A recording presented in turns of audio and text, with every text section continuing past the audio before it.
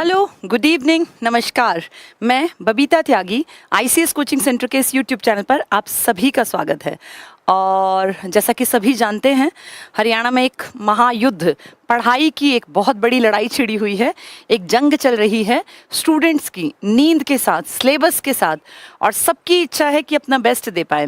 जो थोड़े से भी समझदार हैं वो पूरी कोशिश कर रहे हैं कि आने वाले इन 4-5-6 दिनों में अपना जितना मैक्सिमम यूटिलाइज कर सकें इस समय को वो करें और कुछ कर कर दिखाएं, क्योंकि बहुत सारी जिम्मेदारियां एक लोअर मिडिल क्लास के लड़के और लड़की के कंधों पर वो बड़े होते होते अपने आप फील करने लगते हैं।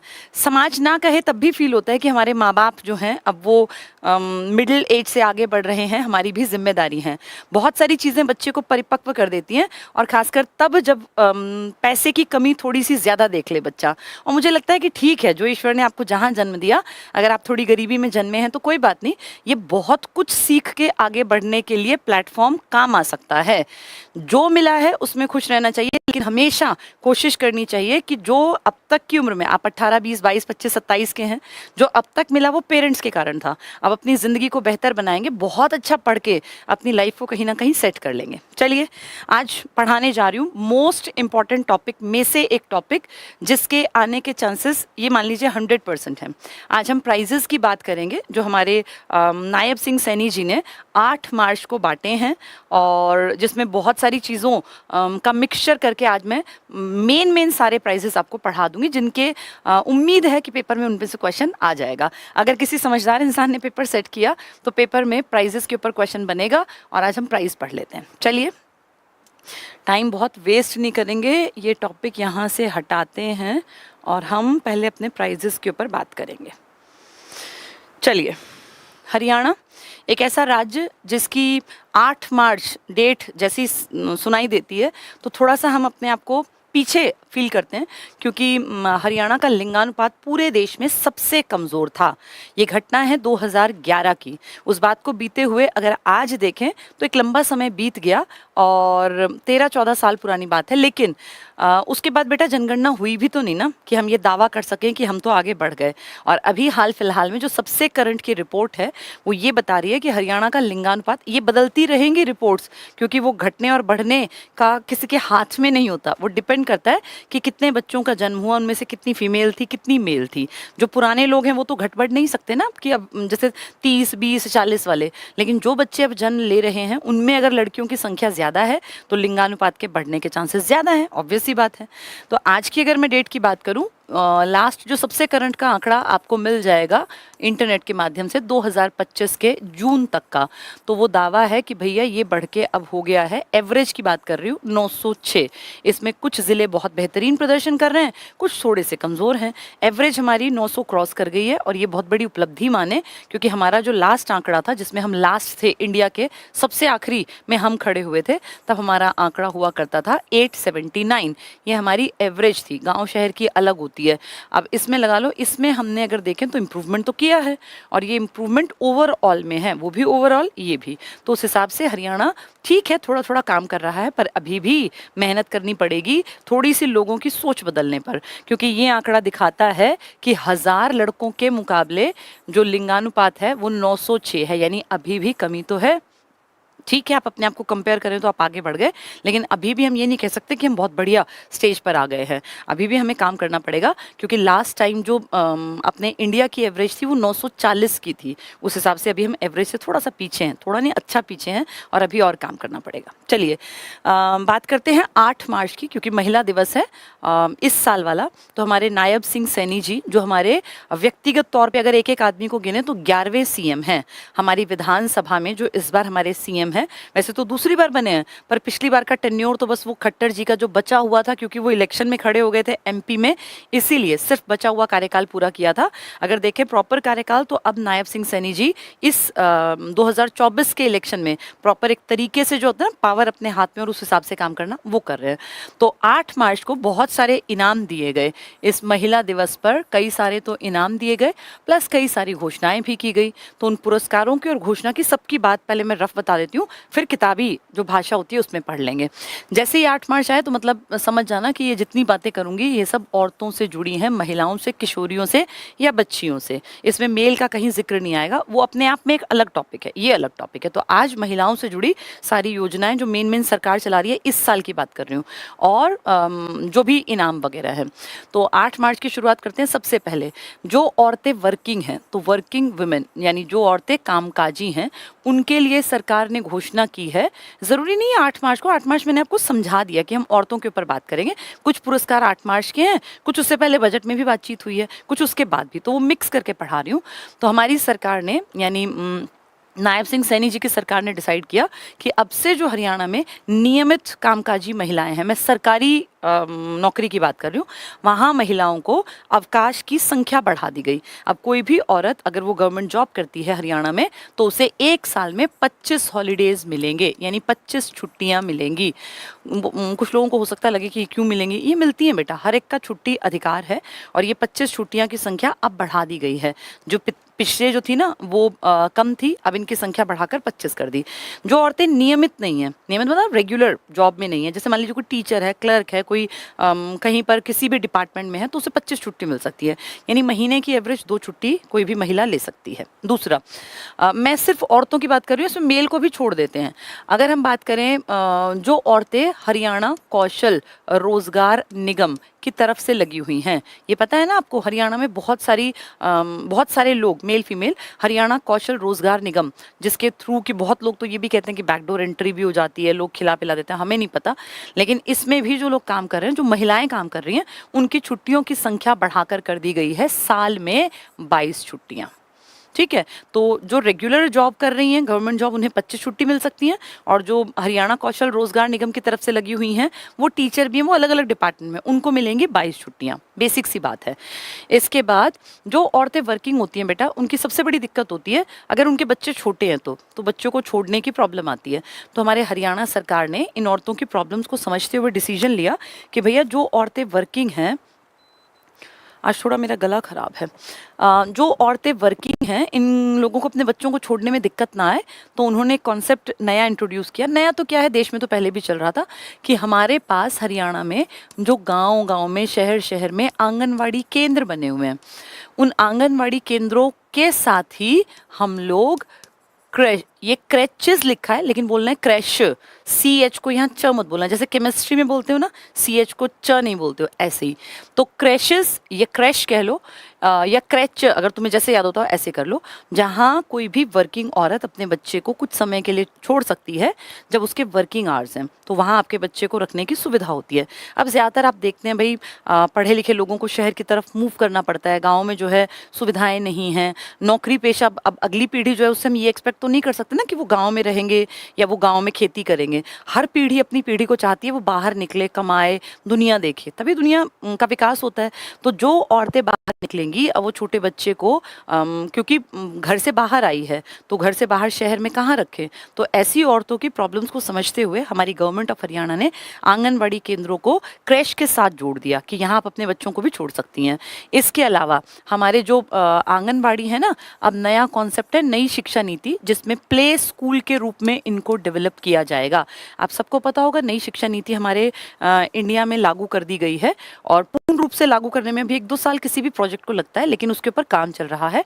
ये प्रोजेक्ट क्या है, हमारी न्यू एजुकेशन पॉलिसी है, हमारी 5+3+3+4। एक एग्जाम में ऐसा लिखा आ गया था, 5+4+3+4, 5+4+4+3, 5+3+3+4, तो आपको पता हो। अब ये क्या है इसको समझ लो। इसका मतलब है 5 साल तक बच्चा रहेगा जिन क्लासेस में, उनका नाम ये है प्री प्राइमरी, जिसको आप आंगनवाड़ी और प्ले स्कूल के साथ जोड़ रहे हैं। प्री प्राइमरी, प्राइमरी में नहीं है, pre primary 1, pre primary 2, pre primary 3, और फर्स्ट क्लास। ये प्री प्राइमरी है, ये फर्स्ट है, और ये है सेकंड क्लास बेटा।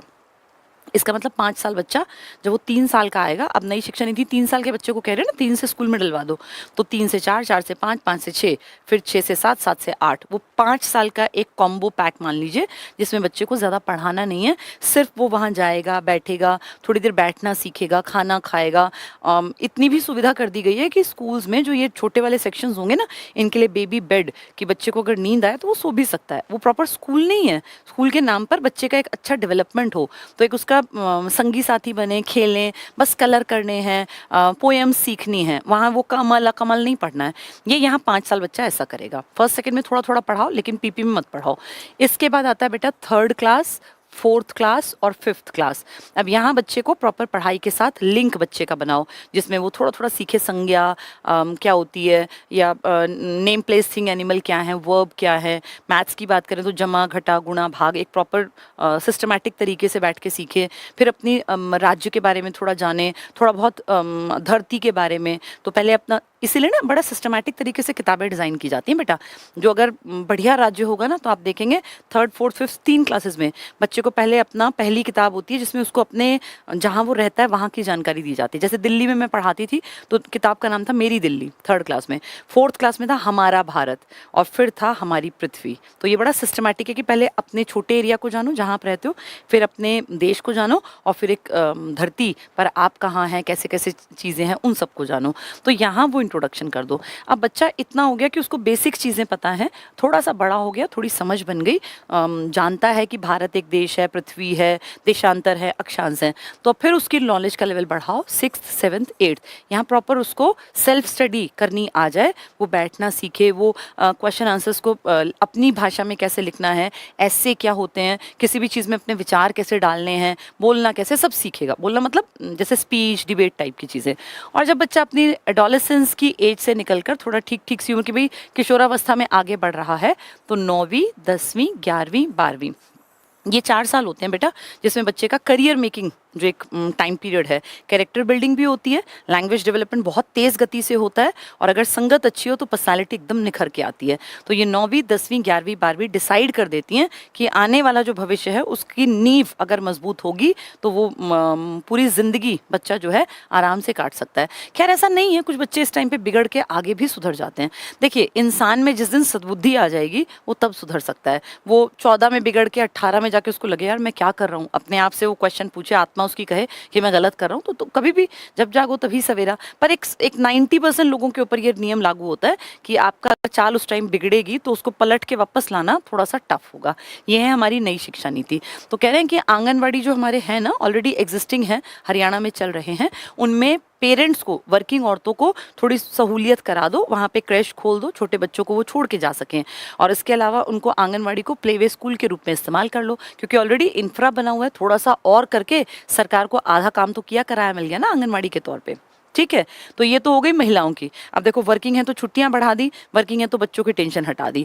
इसके बाद जो औरतें वर्किंग नहीं हैं उन लोगों को कहा कि अगर आप छोटा छोटा बिजनेस करना चाहो, छोटा मोटा कोई माइक्रो छोटा बिजनेस करना चाहो, तो आपको हरियाणा सरकार कहती है हरियाणा की औरतों को हम छोटे कामकाज को शुरू करने के लिए 1 लाख रुपए तक का लोन देंगे, जिसपे हम ब्याज नहीं लेंगे। लोन की दिक्कत होती है, लोन जितना रुपया लेते हैं उससे ज़्यादा वापस करना पड़ता है। तो लोन में अब कोई भी औरत ऐसा इनिशिएटिव लेने में डरेगी कि मैं 1 लाख लूँ तो मैं 1.25 लाख कहाँ से भरूंगी।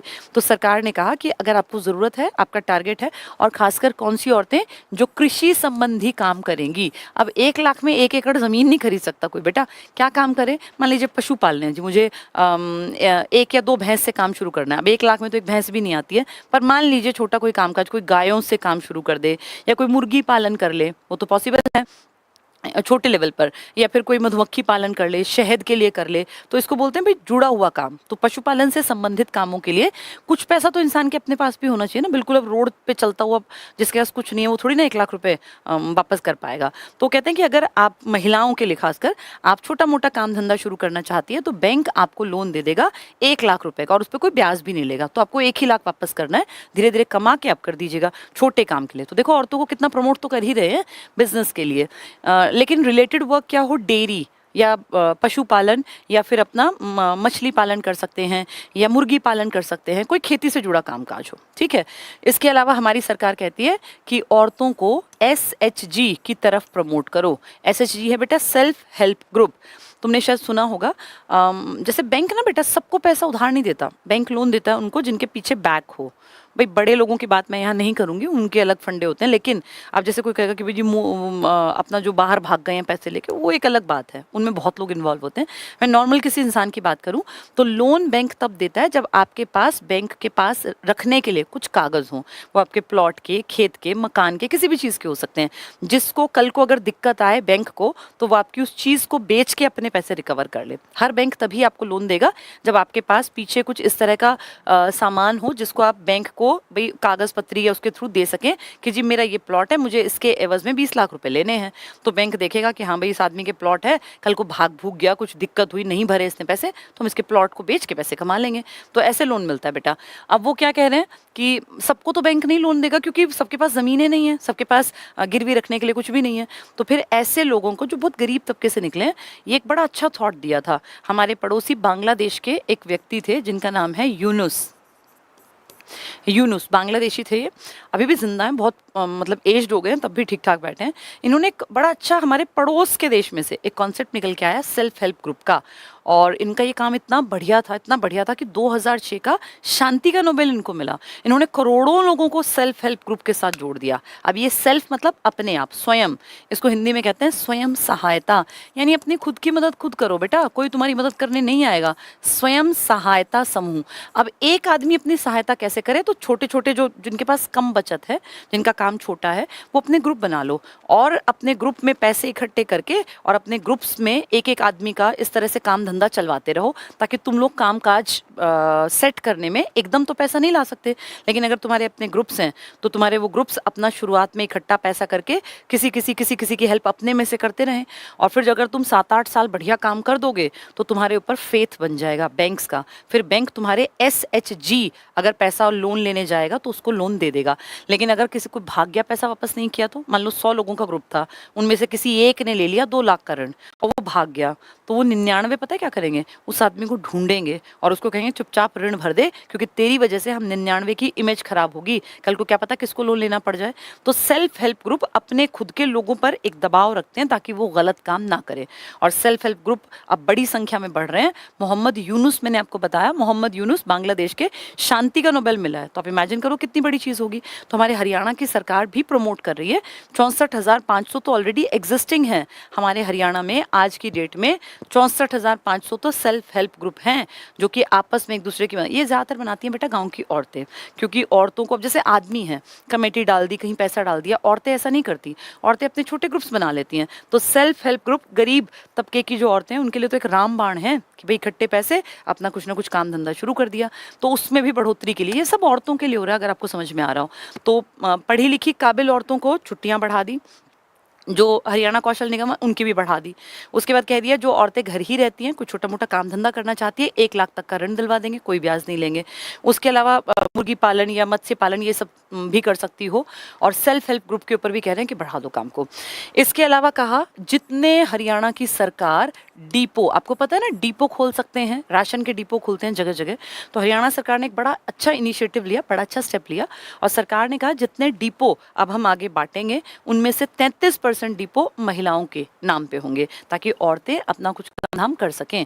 देखो बेटा, इस बदलते युग में जो औरत घर बैठी है, एक टाइम तक औरत की ज़रूरत है घर में, जब तक बच्चे बहुत छोटे हैं, लेकिन जब बच्चों की अपनी एक दुनिया बनने लगती है, जब वो सुबह उठ के स्कूल जाने लगते हैं और जब उनका अपना एक टाइम बंध जाता है, वो स्कूल जाएगा, 2 बजे वापस आएगा, 3 बजे वापस आएगा, फिर अगर ठीक ठाक है तो मान लो खेलने जा रहा है, या बहुत सारे बच्चे ट्यूशन क्लासेस चले जाते हैं, कोई बास्केटबॉल जा रहा है, कोई स्विमिंग जा रहा है, तो अगर ध्यान से देखें तो उस औरत का, उस बच्चे के लिए अगर समय की बात करें तो बहुत कम टाइम उसको साथ मिला। फिर वो बच्चा शाम को लौट के आता है, फिर होमवर्क पे बैठ गया, तो उस औरत के 24 घंटे की जरूरत बच्चे को नहीं है, एक टाइम में होती है, बाद में नहीं। तो अब हमारी ये सोच धीरे धीरे बदल रही है और अब बहुत लोग फील करते हैं कि औरतों को भी अपनी लाइफ को बेहतर बनाने के लिए कुछ हुनर सीख लेना चाहिए। औरतों को समानता की सिर्फ बात नहीं करनी चाहिए। समानता, आदमी इतना डेवलप क्यों हो गए? क्योंकि आदमियों ने अपने समय को अपने ऊपर इन्वेस्ट किया, कुछ सीखा, एक्सप्लोर किया, बाहर निकले, दुनिया को समझा, लोगों से मिले, तरह तरह के विचारों को जाना।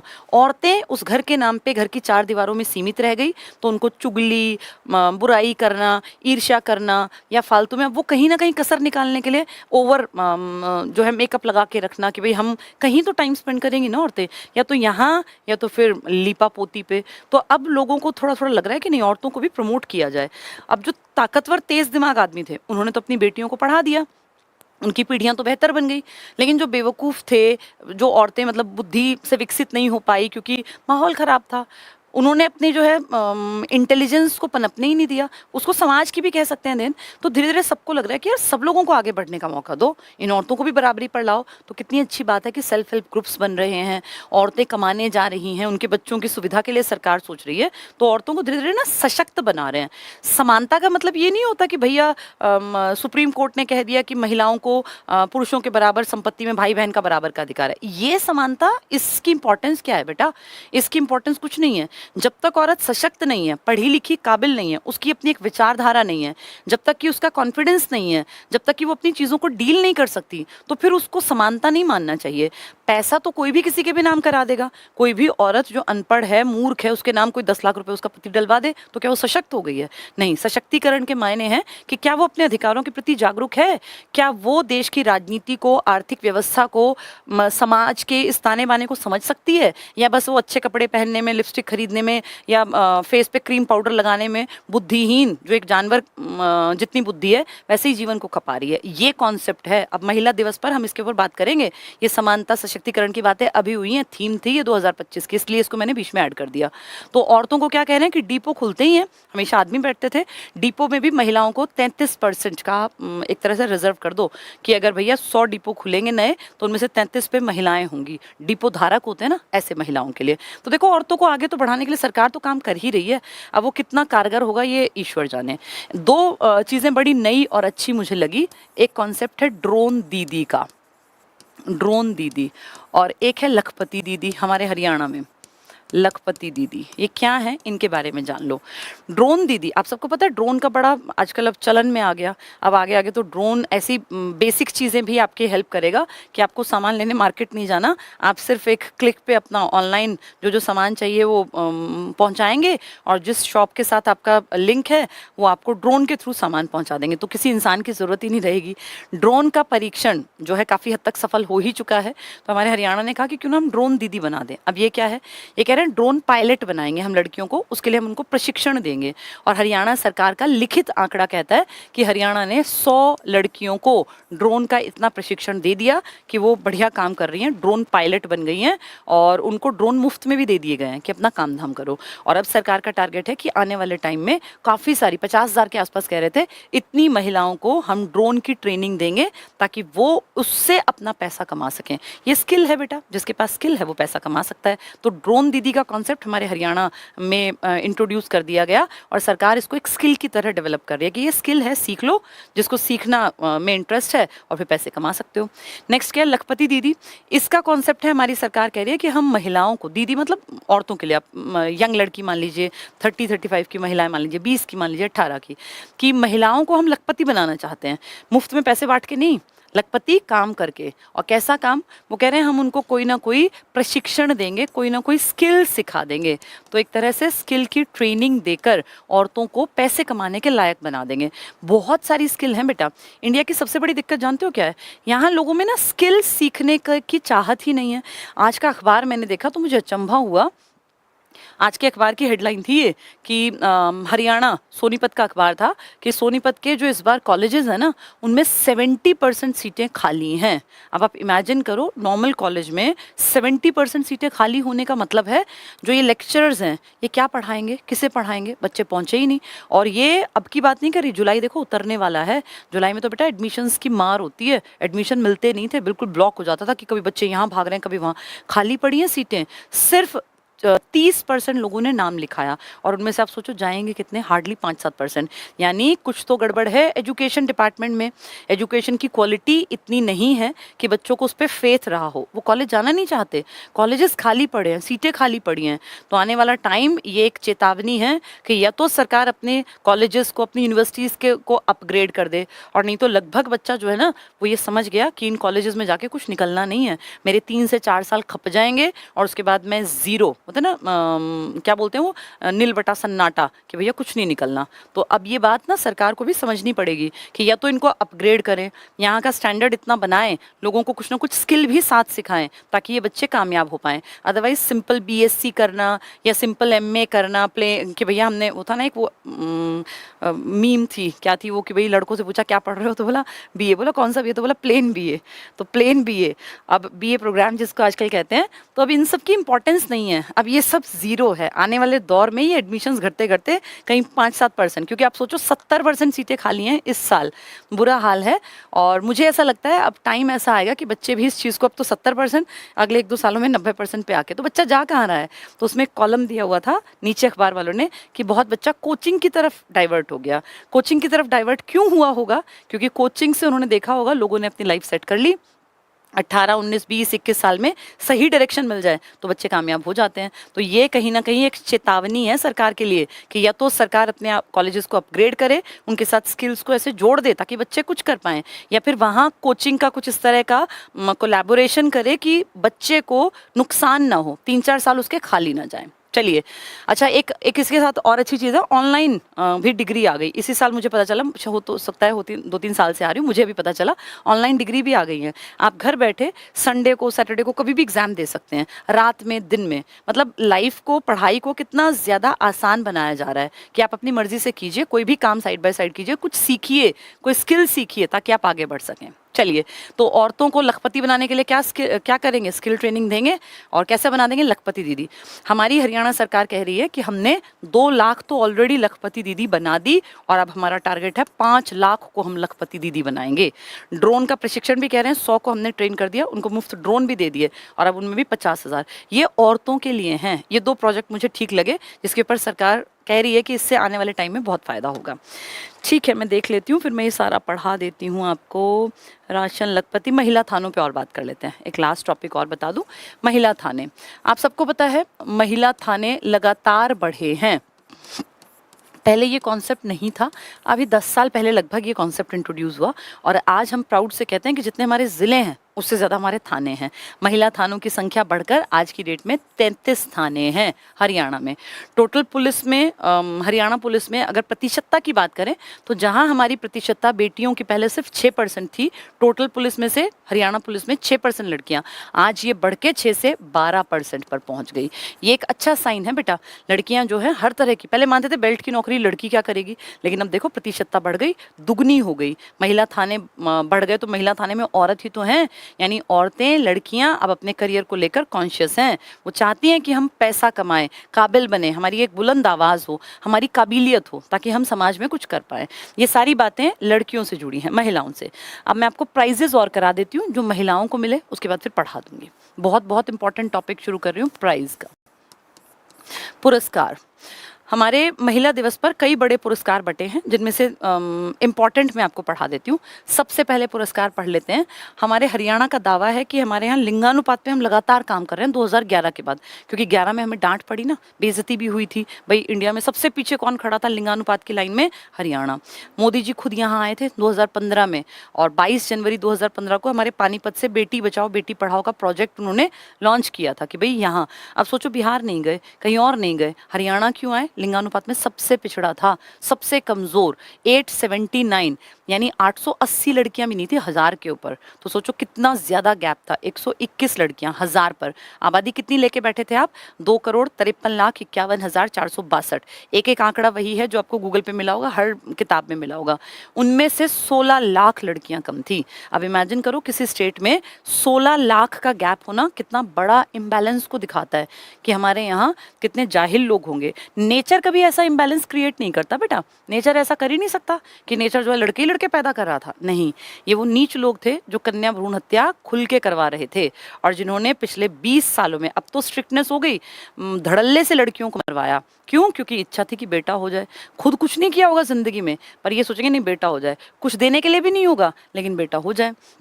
ये जो नीचता की सोच थी ना, इसने हमारे हरियाणा को सबसे पीछे खड़ा कर दिया। लेकिन अब धीरे धीरे लोगों की सोच बढ़ रही है, बदल रही है।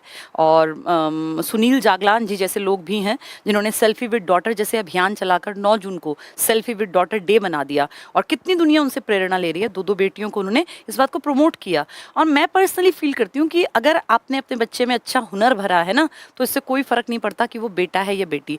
काबिल बेटे भी घर पे कैसे बैठे रहेंगे, बाहर तो निकलना पड़ेगा। अपने बेटा बेटी को अपनी संपत्ति क्यों समझते हैं? ये सोचें कि इंडिविजुअल हैं, हम सिर्फ इनको दुनिया में लाने का एक साधन मात्र हैं। अच्छे गुण भरो, खूब पढ़ाओ लिखाओ, काबिल बनाओ, बेटी हो या बेटा। और मैं इस चीज़ के भी मतलब मैं विरोध करती हूँ इस बात का, जो कहते हैं कि बेटियों की कमाई कैसे खाएंगे। अरे भैया, बाप ने बेटी को लायक बनाया तो क्यों नहीं वो अधिकारी है कि बेटे की कमाई, कोई नहीं कहता कि बेटे की कमाई कैसे बैठ के खाओगे। ये सब बराबर है बेटा। और इस बात को जो नई पीढ़ी मुझे सुन रही है, इस बात को अपने दिल में अंदर तक बैठा लो, गहराई तक, कि बेटा बेटी समान है। और अगर आपकी बेटी काबिल है ना, तो वो समाज में, दुनिया में आपका नाम बहुत ऊंचा कर सकती है और आप प्राउड फील करेंगे अपनी बेटी को इंट्रोड्यूस कराने में। इनफैक्ट ये बताने में कि मैं इसका पिता हूँ, या ये नहीं कहना पड़ेगा, ये बताना पड़ेगा कि भैया मैं इसका फादर हूँ, तो आपको प्राउड फील होगा। तो कितना अच्छा लगेगा, उस दिन को सोच के देखो। तो इस बात को अपनी बुद्धि में घुसा लो। जितने जवान लड़के मुझे सुन रहे हैं, ये बेटा अंतर तुम मिटा सकते हो। जो पुराने पिछड़े लोग हैं उनको तो हम नहीं बदल सकते, लेकिन तुम बदल सकते हो। तो हरियाणा ने 3 बड़े प्राइज, इनफैक्ट 4 बड़े प्राइज हैं, क्योंकि लड़कियों को मिले हैं इसलिए बता दूं महिलाओं को। सबसे पहला प्राइज है हमारा, जिसमें धनराशि 5 लाख रुपए है। सुषमा स्वराज, आप सबको पता है, सुषमा स्वराज हमारे हरियाणा की एक बहुत बड़ी एक मिसाल के तौर पे इनको देख सकते हैं। उस ज़माने में, क्योंकि अब तो एक्सपायर हो गई ना कई साल पहले, ये इलेक्शन के दौर में जो 19 वाला इलेक्शन था उसमें फिर वो थोड़ी इनएक्टिव हो गई थी, बीमार थी, और 67 ईयर्स में चली भी गई। अब तो कई साल हो गए उनके गए हुए भी। सुषमा स्वराज बहुत यंग एज में हरियाणा में एमएलए बन गई थी, कैबिनेट मिनिस्टर तक पहुंची।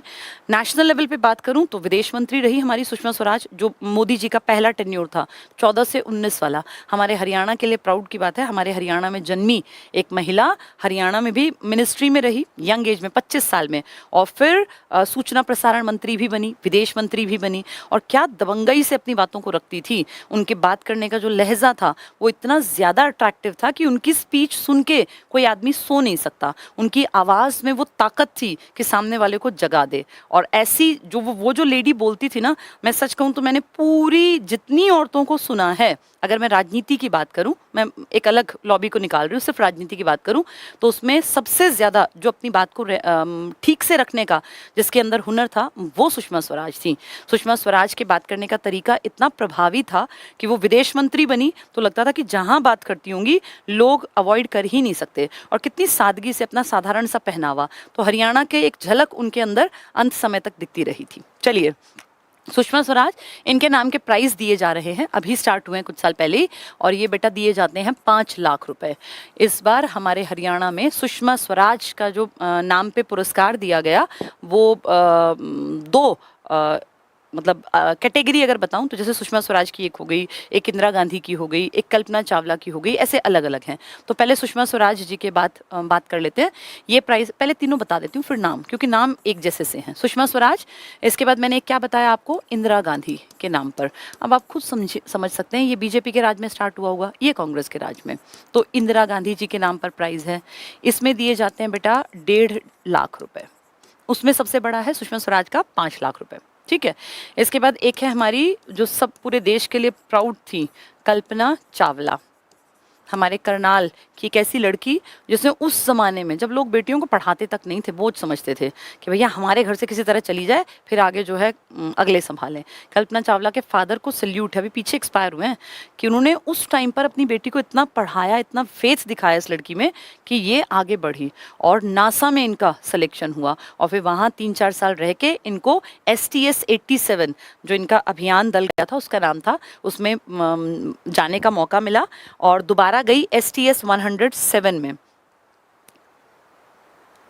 STS 107 में, जिसमें पहली बार में 6 क्रू मेंबर्स थे और दूसरी बार में 7। लेकिन बड़ी दुखद घटना आप सबको पता है, 1-2-3 यानी 1 फरवरी 2003 को धरती पर वापस लौटते समय 16 मिनट पहले टेक्निकल गड़बड़ रही और वो सब धमाके के साथ खत्म हो गया। ठीक है, तो कल्पना चावला के नाम का भी प्राइज मिलता है। इसमें राशि है बेटा 1 लाख रुपए।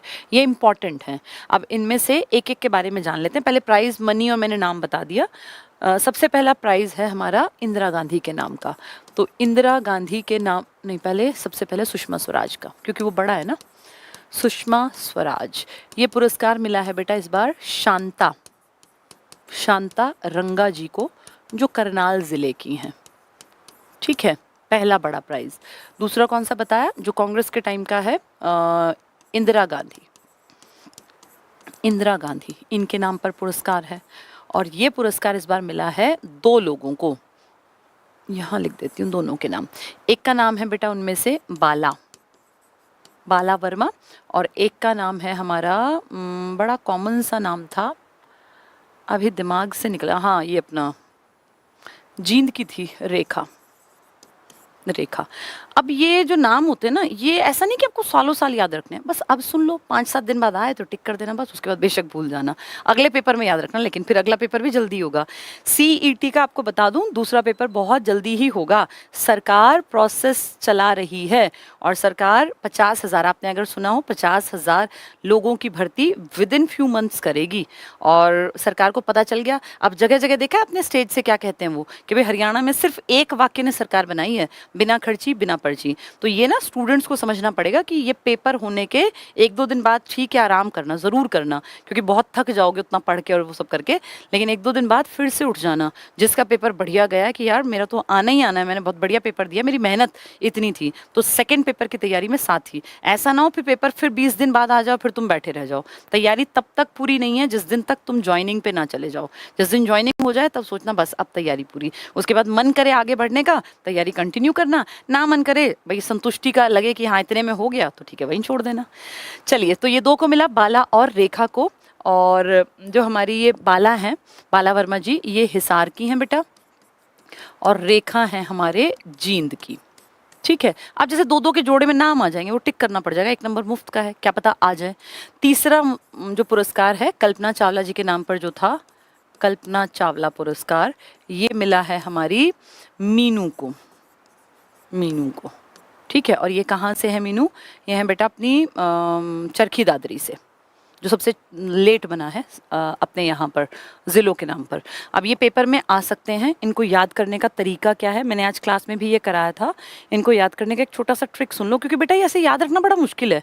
वहाँ याद कैसे आएगा, बाला रेखा नॉर्मल नाम है, आपके घर में भी कोई चाची ताई होगी, मौसी बुआ होगी, तो वहाँ याद नहीं आएगा। कोई ना कोई ट्रिक होगी तो याद आ जाएगा। तो पहला देखो, सबसे पहला क्या लिखा है, सुषमा।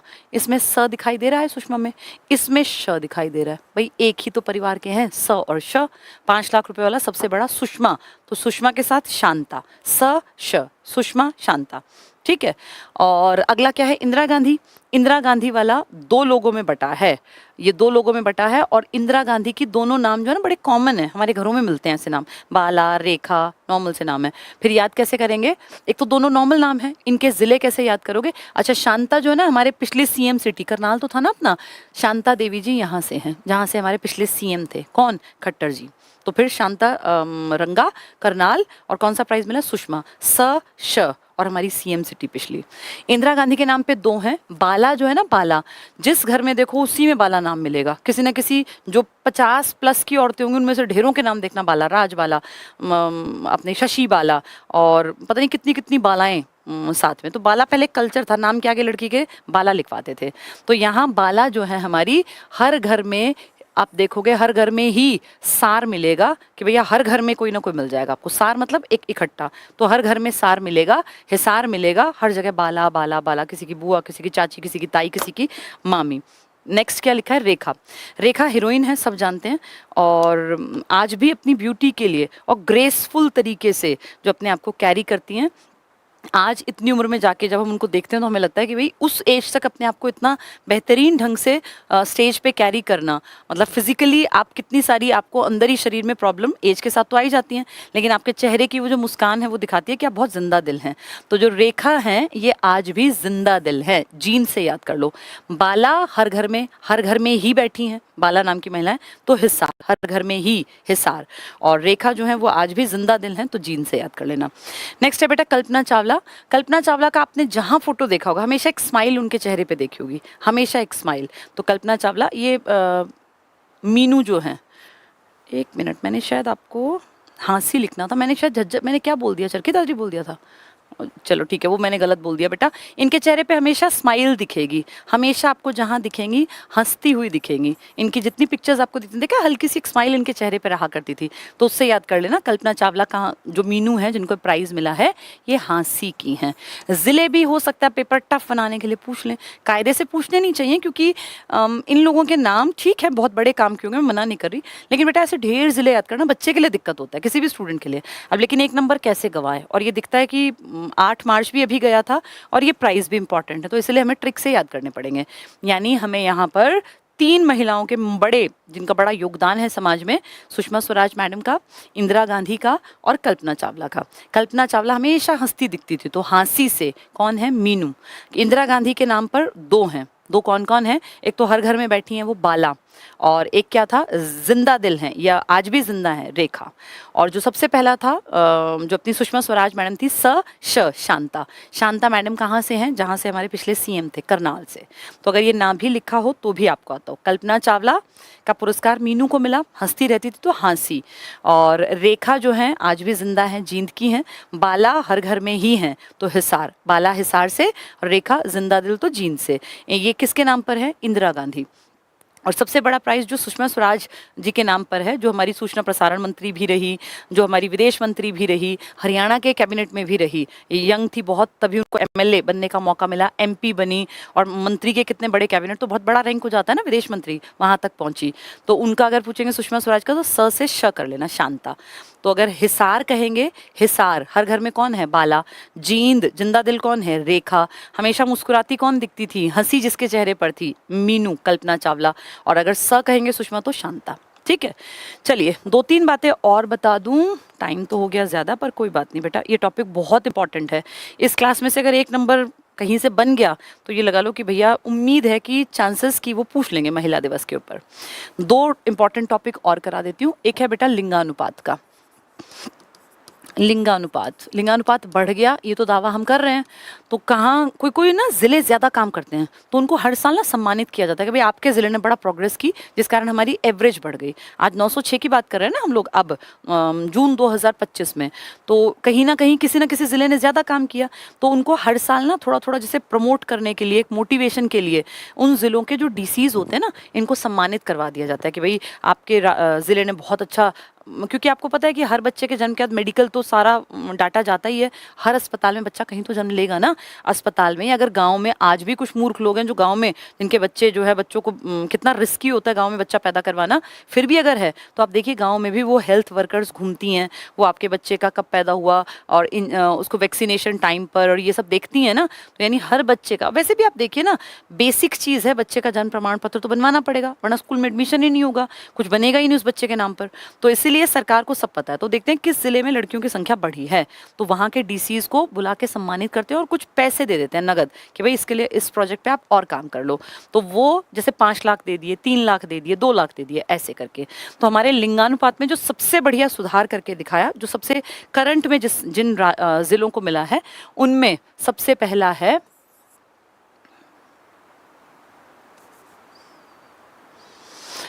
करनाल, जो आपकी सीएम सिटी भी थी पिछले सीएम की, करनाल। दूसरा यमुनानगर। ये दोनों फर्स्ट हैं बेटा, करनाल और यमुनानगर दोनों ने बहुत बढ़िया लड़कियों के जन्म का जो देखा ना टोटल में, वो यहाँ पे कन्या भ्रूण हत्या ना बराबर हुई, तभी तो लड़कियों का जन्म ज्यादा हुआ होगा। तो इन दोनों के डीसीज को बुला के सम्मानित किया गया। राशि डिसाइड की गई थी 5 लाख रुपए, तो फिर दोनों को आधी आधी बांट दी कि भाई 2.5 आपके जिले वाले को, 2.5 आपको, कि फर्स्ट नंबर पे आप दोनों आए हैं। तो राशि डबल नहीं, 5-5 लाख नहीं, 5 का बंटवारा कर दिया, 2.5-2.5 लाख किस किस को दे दिए, करनाल और यमुनानगर को, दोनों फर्स्ट हैं।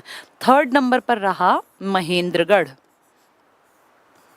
महेंद्रगढ़ ने भी काफी अच्छी ग्रोथ की।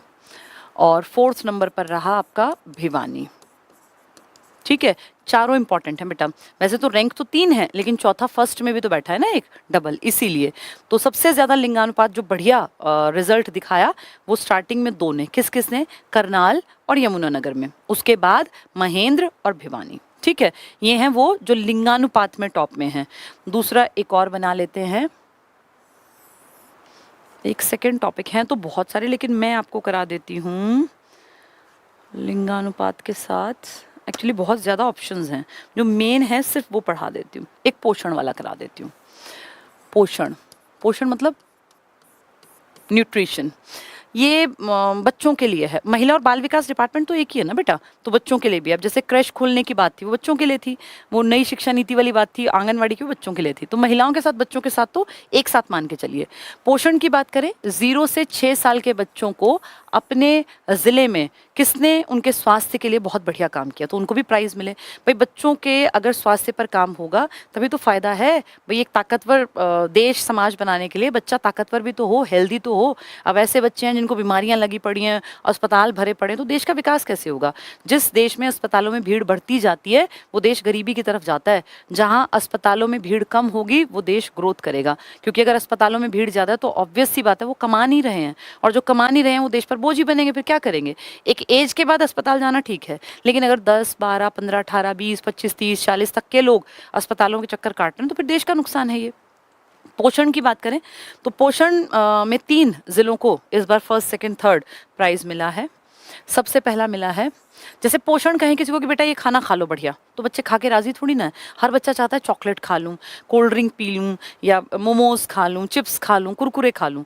तो बच्चों को जब कहा गया कि भैया अच्छी अच्छी डाइट लो, तो उन्होंने कहा, बच्चों ने, इसको ऐसे याद कर लेना, बच्चों ने कहा वाई, कि मैं क्यों लूँ बढ़िया डाइट। बच्चे को तो समझाना पड़ेगा ना, वाई मैं क्यों लूँ डाइट, दूसरा क्यों लूँ, तीसरा कहता है बताओ।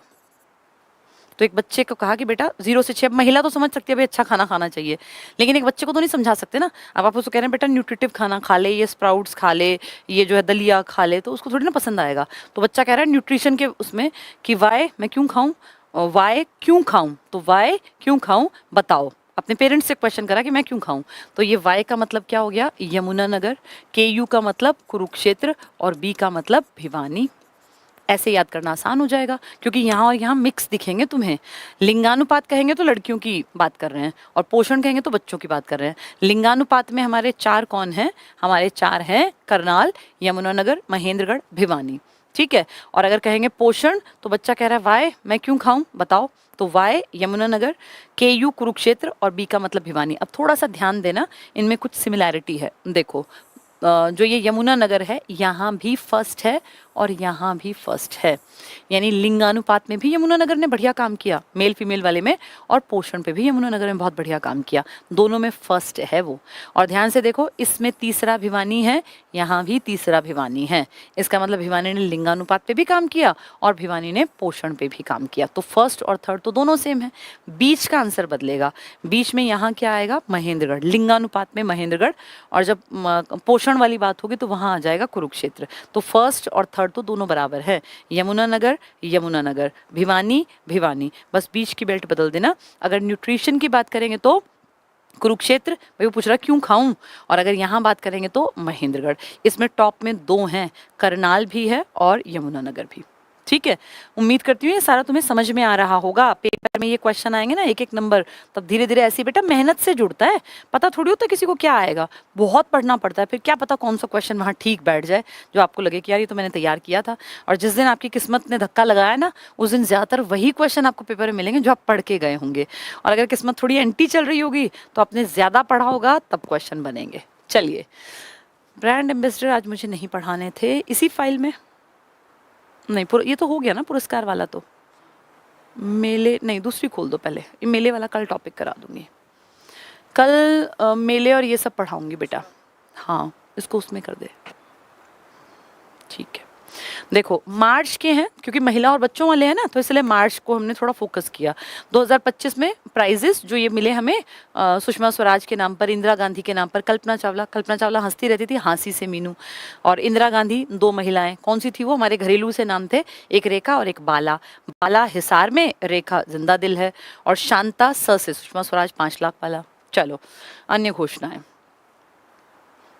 देखो, हरियाणा के सीएम श्री नायब सिंह सैनी ने शनिवार को पंचकुला में, ये मतलब 8 मार्च की बात करें, अंतर्राष्ट्रीय महिला दिवस के अवसर पर राज्य स्तरीय महिला सम्मान समारोह, तभी तो प्राइज बढ़ते हैं, सम्मान प्राइज मिलते हैं, सम्मान समारोह को संबोधित करते हुए कहा कि समाज की प्रगति में महिलाओं की महत्वपूर्ण भूमिका है। ये सिर्फ रीडिंग के लिए था बेटा, यहाँ से पढ़ो। देखो जो कहते हैं नियमित महिला सरकारी कर्मचारी, जो रेगुलर औरतें गवर्नमेंट जॉब में है, सरकारी लिखा हुआ है अगलों ने, कहीं प्राइवेट वाले सोचो हमें भी, तुम्हें नहीं, महिला सरकारी कर्मचारियों को 20 की जगह कितनी छुट्टी कर दी, सालाना 25 छुट्टियां अलाउ है उनकी, और इसमें सैलरी नहीं कटती। इन 25 को भाई उनका हक माना गया, तो संख्या बढ़ा दी, पहले 20 मिलती थी अब 25 कर दी, ठीक है। उसी में कौन सी औरतें आ गई, जो हरियाणा कौशल रोजगार निगम से जुड़ी हुई हैं। भाई हरियाणा कौशल रोजगार निगम भी तो है, इनको कह दिया कि तुम्हें भी देंगे 22 छुट्टी। देखो ये रहा 22 दिन प्रतिवर्ष, तो उनकी 25 इनकी 22, इसका मतलब डिफरेंस तो है पक्की नौकरी में और कच्ची नौकरी में।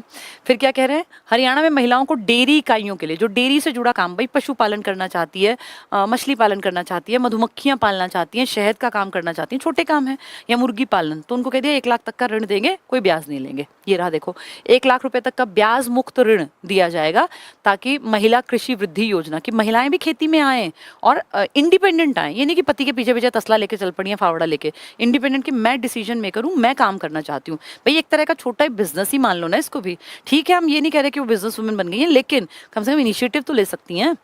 क्या करेंगे इसमें देखना जरा, पशुपालन, मधुमक्खी पालन, मुर्गी पालन, डेयरी फार्मिंग और कृषि से जुड़े छोटे मोटे कार्य। इसके लिए किसान परिवारों को, महिलाओं को ब्याज मुक्त ऋण मिलेगा 1 लाख का, ऐसा नहीं कि 10-20 करोड़ का, 1 लाख तक का। नेक्स्ट क्या कह रहे हैं, नायब सिंह सैनी जी कह रहे हैं कि 44 नए आंगनवाड़ी केंद्र, आंगनवाड़ी बताया ना बेटा मैंने, जहाँ 3 से 6 साल तक के बच्चे रह सकते हैं, उसके साथ क्रैच को भी जोड़ रहे हैं। क्रैश लिखते हैं, बोलते हैं क्रैश, लिखते हैं CRECHE।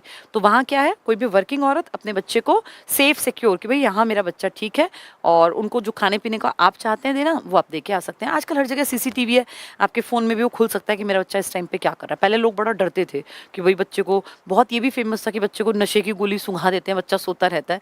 आज हर जगह CCTV है, आपकी पहुंच हर जगह तक हो सकती है, तो सरकार अच्छा कर रही है। 44 नए आंगनवाड़ी केंद्रों का उद्घाटन, और एक बाल भवन बना दिया बच्चों के लिए स्पेशल, जहां बच्चे खेलेंगे कूदेंगे। ये चरखी दादरी में बेटा। नायब सिंह सैनी जी ने क्या कहा कि अंतर्राष्ट्रीय महिला दिवस 25 की थीम सभी महिलाओं और लड़कियों के लिए बड़ा इंपॉर्टेंट है, अधिकार, समानता और सशक्तिकरण। देखो औरतों को अपने अधिकारों के प्रति कॉन्शियस होना चाहिए, लेकिन अधिकार सिर्फ उनको मिलने चाहिए जिनके अंदर बुद्धि है। कोई बुद्धिहीन औरत, जिसको अकल नाम की चीज़ नहीं है, जिसने दुनिया में कोई किताब नहीं पढ़ के देखी, दुनिया को जाना नहीं, समझा नहीं, और वो कहे नहीं मुझे बराबरी का अधिकार दो, मैं भी लड़के बाहर घूमते हैं रात में और मैं भी 12 बजे 1 बजे बाहर जाऊंगी, भाई भी तो बाहर जाता है। तो बेटा ये अधिकार उनके लिए बने हैं जिनकी बुद्धि विकसित हो।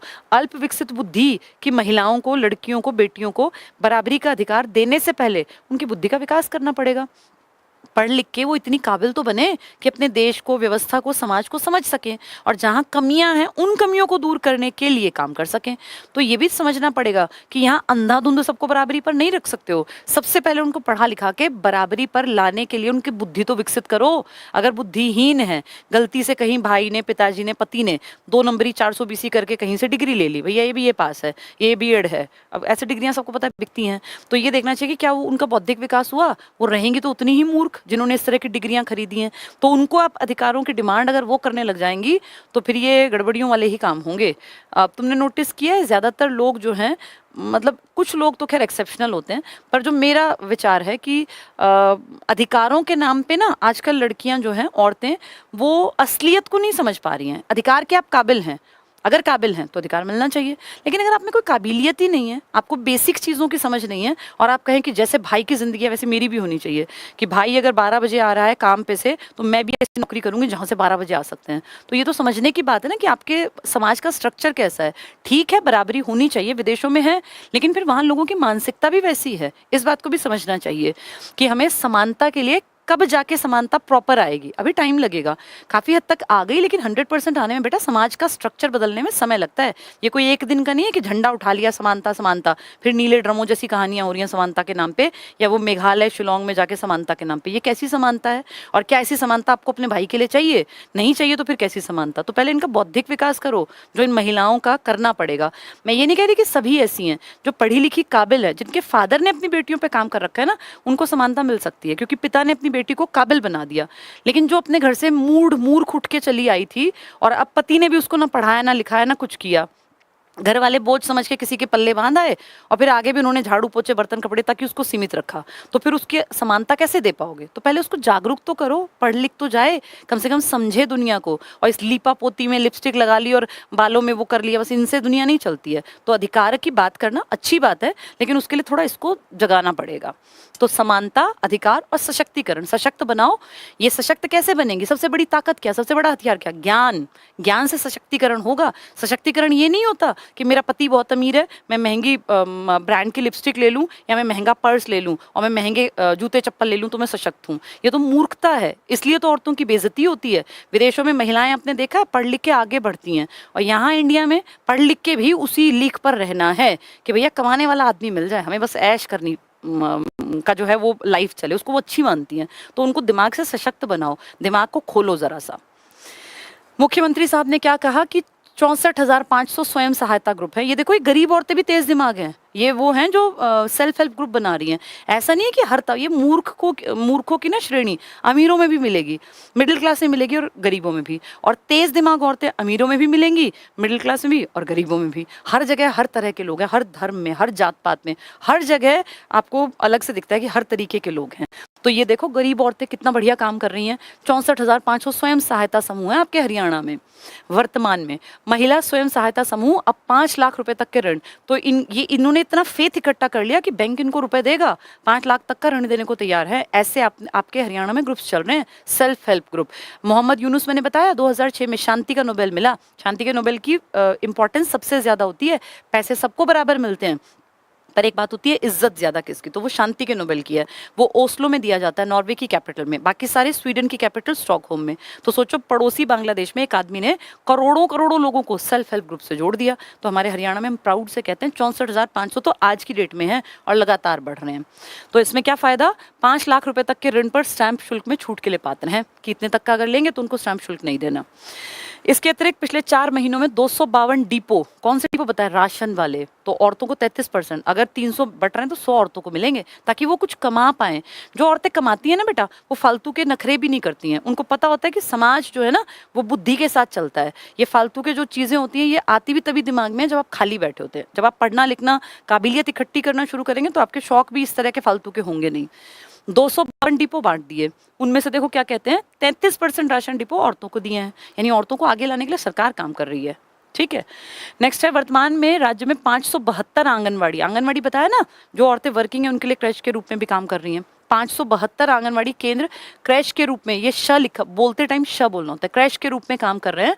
और 273 स्टैंड अलोन होता है बेटा, जिसमें सिर्फ बच्चे रखे जाएंगे, वो पढ़ाएंगे नहीं लिखाएंगे नहीं, आंगनवाड़ी की तरह वो नहीं है। वो स्पेसिफिक एक सुविधा दे रहे हैं कि अगर आप वर्किंग हैं तो आप अपने बच्चे को यहाँ छोड़ के जा सकते हैं। तो वो स्टैंड अलोन कहलाते हैं। 273 ये कम है, और जो मिक्स वाला काम कर रहे हैं वो ज्यादा, 572 ज्यादा है। 4,000 प्लेवे स्कूल, नई शिक्षा नीति कह रही है भैया प्लेवे खोलो, 3 से आरटी लागू करो।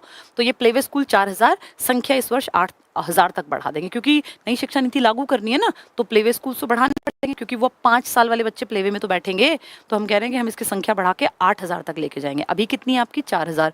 आपने आंगनवाड़ी को क्रैश के साथ जोड़ दिया। स्टैंड अलोन क्रैश आपके पास कम है, 273 है ना, और वो कितने हैं? 572। ठीक है, और प्लेवे कितने बनाने वाले, ये आंगनवाड़ी प्लेवे में कितने में तब्दील करोगे? 8,000 तक।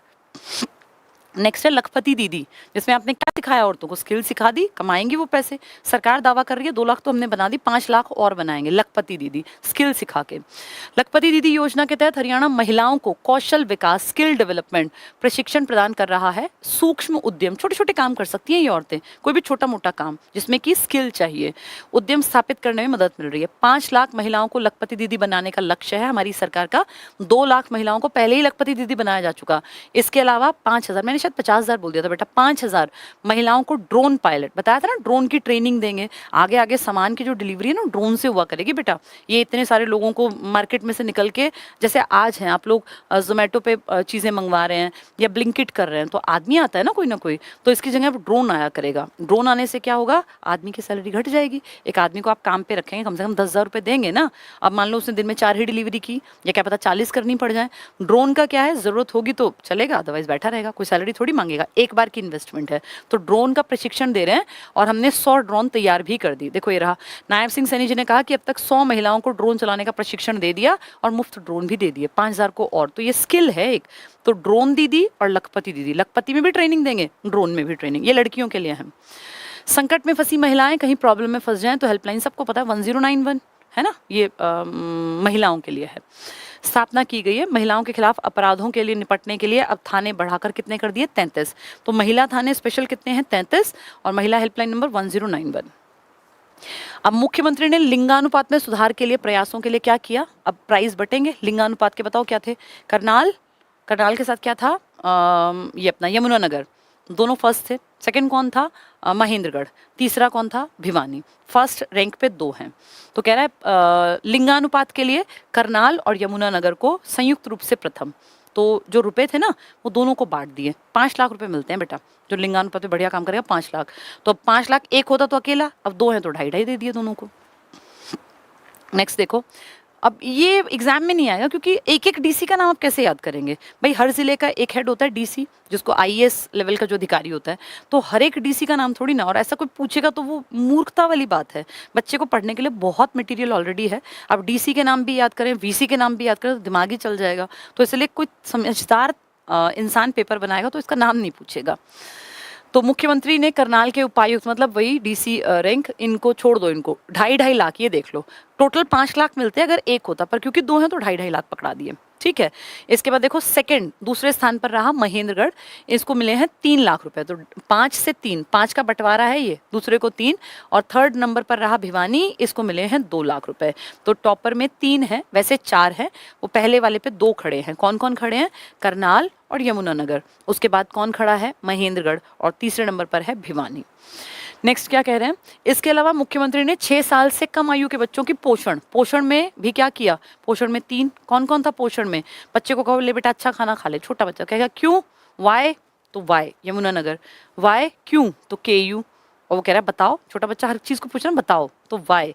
तो देखो बच्चों के पोषण स्थिति में सुधार के लिए शीर्ष 3 में, इसमें 3 में कौन कौन है, वाई यमुनानगर, क्यों कुरुक्षेत्र, बताओ बी भिवानी। तो फर्स्ट सेकंड थर्ड, और इनको थोड़े कम रुपए मिले क्योंकि इनका छोटा काम है भाई, सिर्फ 6 साल से कम के बच्चे। लिंगानुपात तो बेटा बड़ा कि भाई बड़े लोगों को कंट्रोल करना है कि वो बेटियों को गर्भ में ना मरवाएं।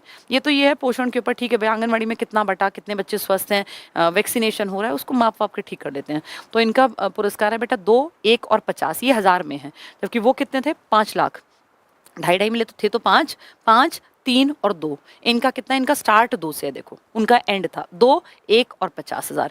तो ये 3 कौन है न्यूट्रिशन के ऊपर काम करने वाले। सबसे पहला कौन है, बच्चा क्या कह रहा है, न्यूट्रिटिव खाना मैं क्यों खाऊं, बताओ, वाई, के यू और बी। तो 3 हो गए। नायब सिंह सैनी जी ने करनाल जिले की श्रीमती शांता, देखो आ गया ना, सुषमा शांता, कहाँ की थी, करनाल की। सबसे बड़ा प्राइस था 5 लाख का। उसके बाद इंदिरा गांधी 2 को मिला था, हमारे घरेलू महिलाओं जैसे नाम। क्या नाम था एक का नाम था बाला वर्मा, और एक का नाम था रेखा जिंदा दिल है तो जींद की, और बाला हिसार, हर घर में ही बैठी है बाला। देखें जरा, करनाल जिले की श्रीमती शांता रंगा को सुषमा स्वराज पुरस्कार से सम्मानित किया, 5 लाख रुपए। ठीक है। नेक्स्ट, हिसार की बाला वर्मा, बाला हिसार, हर घर में ही बैठी हैं बाला, तो बाला वर्मा, और जिंदा दिल है रेखा, इनको मिला इंदिरा गांधी महिला शक्ति पुरस्कार। और इसमें कितना है, 1.5 लाख रुपए मिलता है बेटा, 1.5 लाख रुपया। और जो कल्पना चावला है उसमें 1 लाख। तो सबसे बड़ा प्राइज हुआ 5 लाख का। कौन सा है 5 लाख का? जो सुषमा स्वराज के नाम पर। बीजेपी सरकार है बेटा, जो सरकार आएगी वो अपना स्टार्ट करेगी। 1.5 लाख रुपए मिले इसमें। इसके बाद योगदान, बस ये आ जाओ लास्ट। हाँसी हिसार, कौन हंसती रहती थी? कल्पना चावला। तो हाँसी हिसार में जो हाँसी पड़ता है, इसकी मीनू देवी को कल्पना चावला पुरस्कार से सम्मानित। ये मेन प्राइज है बेटा हमारे, ठीक है। उम्मीद करती हूँ सबके समझ में आ गया होगा। औरतों के लिए जितने प्रोजेक्ट मेन चले हैं वो मैंने आपको करा दिए, बच्चों के लिए जिसने काम किया जिस जिले ने, वो हमने पढ़ लिए और प्राइजेस पढ़ लिए। ऐसी उम्मीद की जा सकती है कि पेपर अगर ठीक ठाक इंसान बनाएगा तो वो इस तरह के टॉपिक उठा के डालेगा, क्योंकि इनकी इंपॉर्टेंस है और दुनिया जानती हो कि किसको मिले हैं, ठीक है। बेटा पढ़ना आपको पड़ेगा, बिना पढ़े काम नहीं चलना। ये लास्ट 5-7 दिन की लड़ाई है, ढंग से पढ़ोगे तो कहीं ना कहीं 5-7-10 नंबर बढ़ सकते हैं इस लास्ट के टाइम पर। बस एक चीज़ का ध्यान रखना, खुद पे काम करना। जैसे मैं जो कर रही हूँ 1 घंटे से, ये मैं मेहनत कर रही हूँ, तुम नहीं कर रहे हो, तुम तो सुन रहे हो। अपनी मेहनत क्या होती है? हम किताब से पढ़ लें, सेम चीज़ सुनी फिर इसको किताब से पढ़ लिया। करंट अफेयर्स की ये बुक है, रह गए हैं सिर्फ 5-7 दिन एग्जाम की तैयारी के जो रह गए। एक दिन पहले छोड़ देना पढ़ना, जितना है बस दिमाग को इतना रेस्ट देना कि वो उन सब चीज़ों को अंदर से फिर ज़रूरत पड़ने पर बाहर भी निकाल सके। ऐसा ना हो पागलों की तरह रात तक पढ़ते जा रहे हैं, अगले दिन वहाँ नींद आ रही है और जो पुराना पढ़ा है कुछ याद ही नहीं आ रहा है। ये बुक है करंट अफेयर्स की, अगर आप चाहते हैं आपके आसपास हमारी ब्रांचेस पर मार्केट में भी मिल जाएगी। बेटा एक इंपॉर्टेंट बात और कहूँगी, क्योंकि बहुत बच्चों को ये बातें बाद में समझ में आएंगी समय बीतने के बाद। ये पेपर एंड नहीं है, इस पेपर में आप बहुत अच्छा कीजिए, अपना बेस्ट दीजिए, और उसके बाद फिर अगली कि भैया मेरा अगला पड़ाव स्टार्ट होगा, और मैं जो है अपना समय बहुत ज़्यादा मत गवाना बेटा। इस बार बहुत सारे बच्चे अब तक जून में उन्होंने एडमिशन्स लिए हैं कि हमें CET करना है, तो फिर उन बच्चों का सिलेक्शन नहीं होगा। ये बात हम पहले बताते हैं, जो इतनी लेट जागते हैं वो आगे नहीं बढ़ेंगे। अब ये तो कंफर्म है कि हमारी सेकेंड फेज का पेपर होगा, क्लियर है, सबको पता है। कब होगा ये नहीं पता, लेकिन अब CM जिस बात को कहता है उसकी वैल्यू मान के चलनी चाहिए कि वैसा होगा। समय लग सकता है कम और ज़्यादा। अब सरकार इस मूड में है कि लोगों को नौकरियां मिलें, क्योंकि हमारे PM और CM इस बात को जगह जगह, अगर इस चीज़ को अपना एक पॉजिटिव पॉइंट मान के चल रहे हैं तो उस पर काम भी तो करेगा ना कोई इंसान। जो चीज़ आपकी पॉजिटिव है आप उसको और भी तो बढ़ाएंगे या उसको दबा देंगे। अगर मनोहर लाल खट्टर जी जो हमारे कैबिनेट मंत्री हैं, ऊर्जा मंत्री हैं, बिजली का सारा डिपार्टमेंट देखते हैं, वो भरे स्टेज से कह रहे हैं कि सिर्फ एक वाक्य ने सरकार बना दी, बिना खर्ची बिना पर्ची, तो इसका मतलब कुछ तो बात है इसमें। तो ऐसे सभी बच्चे जिनकी इच्छा है नौकरी की ना बेटा, वो सेकेंड पेपर को साथ साथ अपने दिमाग में रखना, इसको बेस्ट करके अपना इस पे काम करना बिना समय गवाए। जो समय गवाएगा वो मूर्ख होगा, क्योंकि ना 1-2 दिन मजे कर लेना, उसके बाद फिर पढ़ते रहना। तब तक पढ़ना है जब तक नौकरी ना लग जाए। उसमें महीने लगे, 2 महीने लगे, 6 महीने लगे, या पेपर अब दिसंबर में हो या अक्टूबर में ही ले ले सरकार, वो सरकार के हाथ में है। और जब कमी रह जाए ना, उन कमियों को दूर करना टारगेट रखना, उन कमियों पर रोते मत रह जाना कि हाँ यार ये सब्जेक्ट मैंने नहीं किया। अब आपको अपनी वास्तविक स्थिति पता चल गई होगी कि आपने क्या बिल्कुल भी ध्यान नहीं दिया या आपने कौन सी चीज़ें गंवाई हैं, उनको अगले पड़ाव तक मत ले जाना। CET अगर ये आपका कमज़ोर भी रह गया हो, आपने लेट शुरू किया हो, तो सोचो अगले CET का बेस बन रहा है। ये पढ़ाई कभी बर्बाद नहीं जाती, कभी भी। आज पढ़ो, कल पढ़ो, परसों हमेशा वापस लौट के आएगा। जितना पढ़ाई में किताबों में डालोगे ना, जितना समय दोगे, ये इन्वेस्टमेंट है, ये लौट के आपके ऊपर आएगी। या तो आपकी पर्सनैलिटी में चेंज आएगा, आप बहुत ज़्यादा ज्ञानवान बनेंगे, और जिसके पास ज्ञान होगा बेटा, काबिलियत होगी। नौकरी तो बहुत छोटी चीज़ है, नौकरी कोई बहुत बड़ी चीज़ नहीं है। अगर आप ठान लो कि मुझे इतनी काबिलियत इकट्ठी करनी है कि नौकरी बच ही ना सके, तब दिक्कत नहीं होगी, ठीक है। चलिए, अगर किसी को कोई जानकारी लेनी हो तो मैं अपने 2 नंबर लिख देती हूँ, 90 5300 6800, 705 626 0000। इन नंबर पे कॉल करके आप जानकारी ले सकते हैं। घर बैठे पढ़ना चाहते हैं तो एप्लीकेशन अच्छा ऑप्शन होता है, लेकिन एप्लीकेशन से ज़्यादा बेटर होता है कोचिंग सेंटर में जाके पढ़ना, क्योंकि वहाँ का जो माहौल है ना, वो आपको मोटिवेटेड रखता है हमेशा पढ़ने के लिए। एक एप्लीकेशन पे, एक फ़ोन पे 6-8 घंटे एक दिन पढ़ लेंगे, 2 दिन पढ़ लेंगे, 20 दिन 30 दिन पढ़ना मुश्किल हो जाएगा। और यही कारण है कि आप देखेंगे साल भर बच्चे नहीं पढ़ते हैं एप्लीकेशन पर, लेकिन जब एग्जाम आता है तब वो 6-6 8-8 10-10 घंटे के लिए या तो अपने घर के कमरे में लॉक हो जाते हैं, या फिर कहीं भी, क्योंकि घर में हर किसी की स्थिति नहीं होती, तो कहीं लाइब्रेरी में चले जाते हैं। लेकिन बेटा साल भर जो बच्चे पढ़ते हैं ना, पहली प्रायोरिटी पर नौकरी में लिस्ट में नाम उन्हीं का आएगा, क्योंकि उनकी मेहनत वो लगातार लगातार लगातार उन्होंने समय के साथ अपने आप को बहुत बेहतर बना लिया। तो ये 1 महीने की जो भीड़ है ना, इससे डरना मत कि बहुत बच्चे पेपर देंगे। 90% बच्चा जो है ना, वो इस तरह का है कि बस वो फॉर्मेलिटी कर रहा है। इस महीने में। अब वो पागलों की तरह 12-12 घंटे यूट्यूब पे लगे हुए हैं, 15 घंटे पढ़ रहे हैं, कानों से लीड नहीं निकल रही है, और घर वालों को भी बिल्कुल कि मुझसे बात मत करना, और खाना पीना छोड़ दिया। मतलब एक होता है ना एबनॉर्मल बिहेवियर, उस पे आ गए। जो बच्चे साल भर से मेहनत कर रहे थे, उन्हें पता था कि आज नहीं तो कल तो होगा पेपर, मैं अपनी तैयारी बढ़िया रखूं। आप देखना उनका व्यवहार अलग है। वो ऐसे पागलों की तरह 12-12 घंटे नहीं पढ़ रहे हैं, वो पढ़ रहे हैं लेकिन वो किताब को ज़्यादा इंपॉर्टेंस दे रहे हैं। अब कुछ बच्चे कहेंगे मैडम आप भी तो पढ़ा रहे हो, तो बेटा यूट्यूब पे तो बहुत वो बच्चा भी है जिसके पास कुछ भी नहीं है, यूट्यूब उनके लिए बेहतर है। लेकिन जिसको सच में लगना है ना, उसको यूट्यूब का सहारा थोड़ा लेना है, बहुत थोड़ा। ये 12-12 14-14 घंटे पागलपन है बेटा। चाहे मेरी ही क्लास हो, मत देखो 12 घंटे, मत देखो बिल्कुल। अगर एप्लीकेशन पे हो तो फिर सिलेबस टीचर सोच समझ के कराता है कि यार इतने से बाहर ना कराऊं, फालतू का ना कराऊं। लेकिन जब यहाँ है तो फिर बेटा प्लेटफॉर्म है, जितना टफ पढ़ा सकते हो पढ़ाते रहो, ताकि बच्चे को लगे कि ये भी इंपॉर्टेंट है, ये भी इंपॉर्टेंट है। ठीक है, चलिए आज के लिए इतना ही। पढ़ो लिखो, काबिल बनो, खुश रहो, और ज़िंदगी में ना अपना एक लक्ष्य ज़रूर बना लो कि भैया अपनी ज़िंदगी को इतना बेहतर बना लेना है कि किसी के सामने कभी हाथ ना फैलाना पड़े, और अपने ना खुद की वैल्यू सिस्टम को हमेशा आप कैरी कर पाओ।